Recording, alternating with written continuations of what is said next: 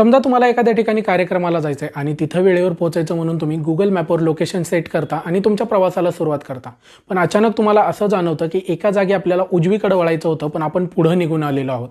अशा वेळी Google map तुम्हाला रिरूटचं ऑप्शन देतं. रिरूट म्हणजे काय तर तुमचा चुकलेला रस्ता सोडून त्या ठिकाणी पोहोचण्यासाठी दुसरा पर्यायी आणि योग्य रस्ता गुगल मॅप तुम्हाला सुचवतं. हे उदाहरण यासाठी दिलं कारण आपल्याकडून सुद्धा आयुष्यात बऱ्याच वेळा चुका होतात. मग त्या करिअर बाबतच्या असू शकतात, रिलेशनशिप बाबतच्या असू शकतात किंवा पैशाबाबतच्या सुद्धा असू. शेवटी कोणताच माणूस परफेक्ट नसतो, त्यामुळे अशा चुका होणं स्वाभाविक आहे.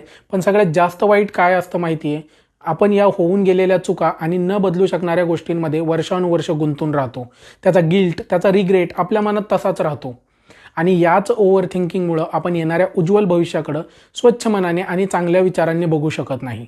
त्यामुळं गुगल मॅपकडून आपण सगळ्यांनी एक गोष्ट मात्र नक्की शिकायला पाहिजे, ती म्हणजे शक्य तितक्या लवकर रिरूट करणं. आपल्याकडून जरी आयुष्यात चुका झाल्या तरी त्यातच गुंतून न पडता, गोंधळून न जाता शक्य तेवढ्या लवकर दुसरा चांगला पर्यायी मार्ग शोधणं आणि आयुष्यात पुढे जाणं. आणि काय माहिती, तुमचा येणारा नवीन रस्ता हा तुमच्या जुन्या रस्त्यापेक्षा अधिक चांगला सुद्धा असू शकतो. तुम्हाला जर हा रील आवडला असेल तर नक्की शेअर करा.